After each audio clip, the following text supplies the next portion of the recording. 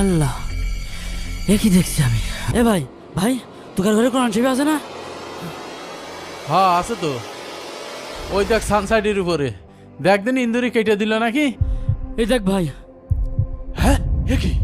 হ্যাঁ আমাদের ওই কোরআন শরীফে সাদা, তোকার ঘরে দেখতে আসলাম, তোকারটাও সাদা। এই চল দিনি ইমাম সাহেবের কাছে চল। ও হুজুর, দেখেন হুজুর। কোরআন শরীফের পাতায় কোনো হরফ নেই। আপনাদেরকে কত করে বললাম, আপনারা কেউ আমার কথা শুনলেন না। ও সেলিম ভাই বসেন, আমরা সবাই তো কোরআন তেলাওয়াত করব। ওহো, আমার তো মনেই ছিল না আমি আর একদিন আসবানে।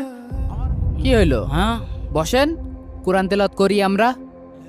ও হুজুর, আমার ঘুম আসছে।